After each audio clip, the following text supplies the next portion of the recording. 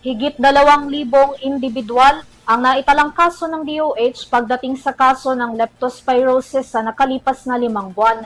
Karamihan sa mga ito magsasaka na babad sa putikan. Ayon sa Kagawaran ng Kalusugan, malaki ang itinaas sa porsyento ng mga kaso ngayong taon kumpara noong 2025. Kaya't ngayong sunod-sunod na naman ang mga pag-ulan dito sa bansa, payo ng DOH sa publiko, iwasan ang paglusong sa baha o putikan. Alamin ang kabuuan ng balita sa report na ito. Mahalagang paalala mula sa Department of Health o DOH ngayong tag-ulan na tiyak magdadala na naman ng mga pagbaha. Kung maaari, iwasan daw ang paglusong sa baha lalo't hindi nawawala ang banta ng leptospirosis na mula sa ihi ng daga at iba pang uri ng hayop na may dalang bakterya. Ayon sa DOH, ngayong taon mula January 4 hanggang June 6, tumaas ng 6% o katumbas ng 2,177 na kaso ng leptospirosis ang naitala sa bansa.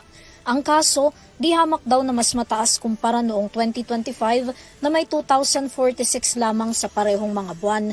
Sa kabuang bilang ng mga naitalang may leptospirosis, pinakamarami ang nagmula sa hanay ng mga magsasaka. Sabi ng DOH, hindi lang tubig ulan o baha na kukuha ang sakit kundi maging sa putik sa mga sakahan kung saan madalas babad ang mga magsasaka. Pinaka-prone sa leptospirosis ang mga may sugat o galos sa paa. Maaari kasing pumasok ang bakterya dito bukod pa sa mata kapag kinukuskus. Payo ng ahensya, huwag kalimutang magsuot ng bota o anumang protective gears kapag lulusong sa baha o putikan. Hugasan kaagad ng malinis na tubig at sabon ang bahagi ng katawan na na-expose sa maduming tubig.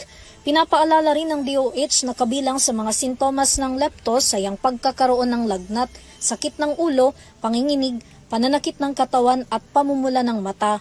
Hinikayat ang publiko na agad magpakonsulta sa pinakamalapit na health facility para sa early detection ng leptospirosis pagkatapos lumusong sa baha.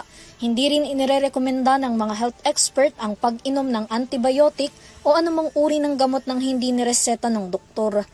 Para sa EuroTV News, Vanessa Cleofas, sumasaludo sa bawat Pilipino.